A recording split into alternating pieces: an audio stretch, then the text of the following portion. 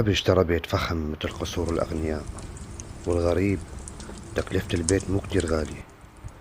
توقعت السبب لأنه محتاج تصليحات كتيرة، والبيت شبه مهجور. الحيطان كان عليها رسومات بألوان مبهجة زاهية بس متآكلة.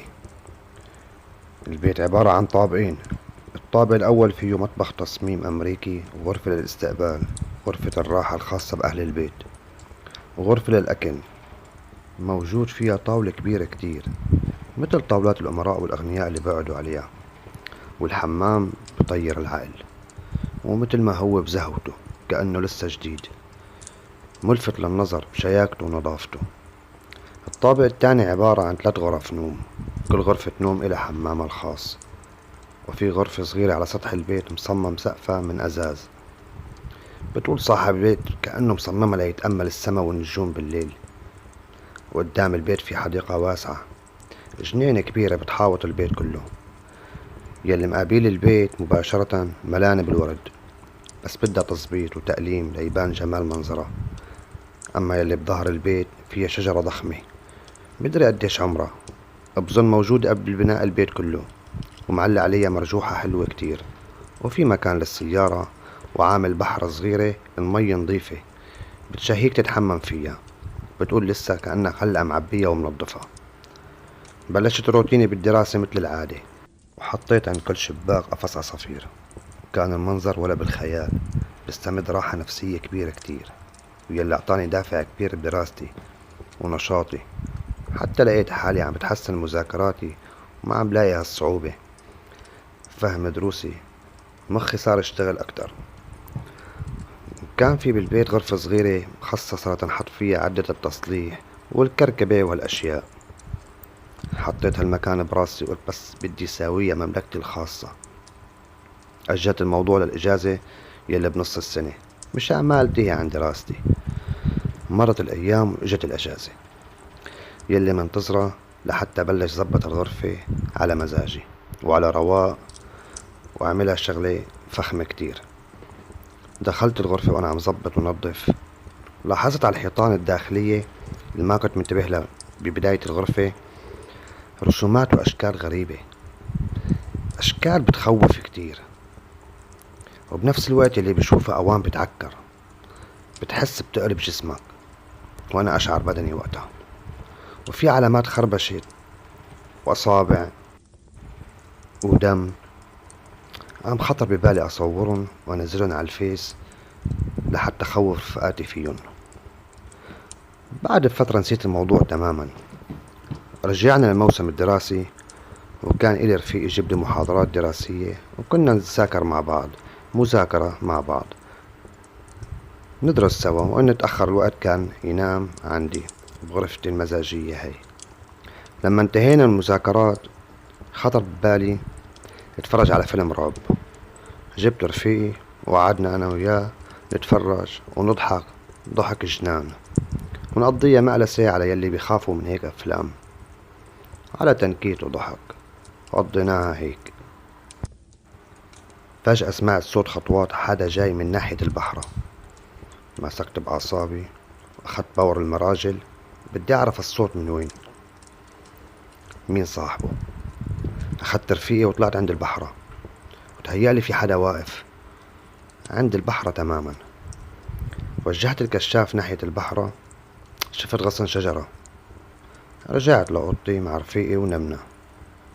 تاني يوم نزلنا للجامعة، ولما رجعت بيقول لي أبي في قطة ميتة قدام غرفتك، ما أخدت بالك؟ ما شفتها لما نزلت الجامعة؟ فتت غرفتي وما أخدت بالموضوع، عندي ضغط دروس وكتير هلكان مو معي.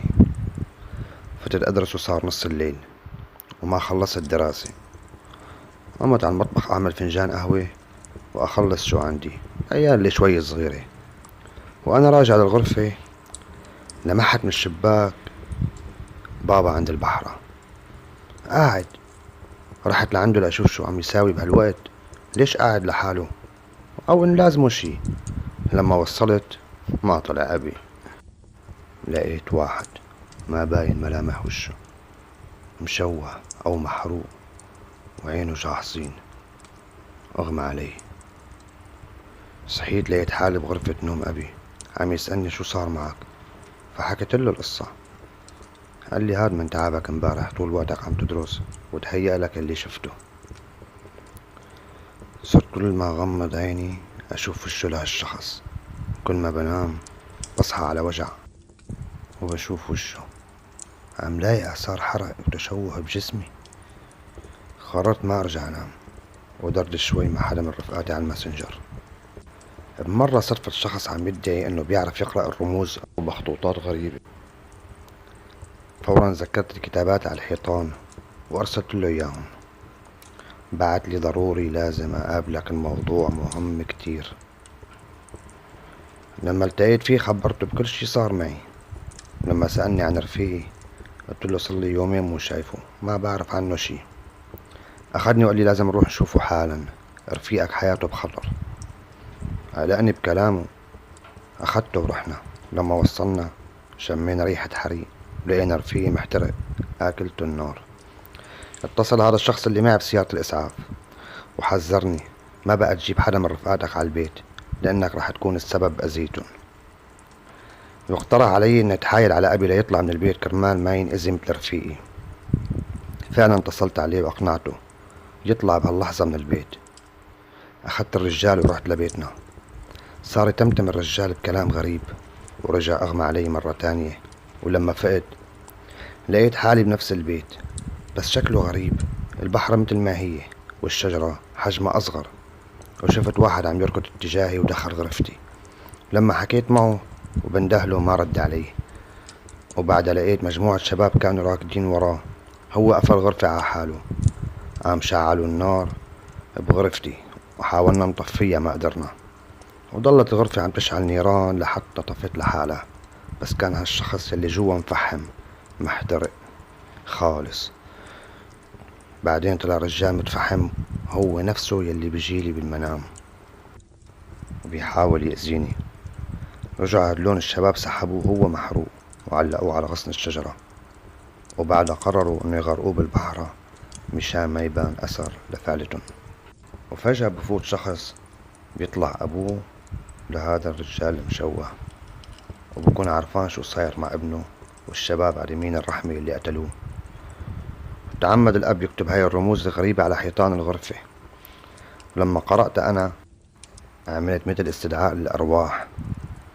لما مات أبونا المقتول ماتت الروح وصار البيت ما حدا يسترجي يقرب عليه لحتى اشتراه أبي. بعدين أنا صحيت بشكل حقيقي. لقيت الرجال اللي أخدته معي بيسألني وين مدفون الشاب. أشرت له بالبحرة. قلت له ما بقرب، احفر انت وطلعوا، بخاف اشوف هذا المنظر البشع. قال لي الرجال انا ما بنزل بالمي وانت لازم تطلعوا، انت المأذي ويلي استدعيت الروح. اخدت وقت وانا عم برجف. المنظر البشع قدام عيني. قويت حالي بكل ما فيني ونزلت بالبحرة. لقيته سحبته والرجال يلي معي دفنوا ورجعت الحياة وكأنه ولا صار شي ابدا.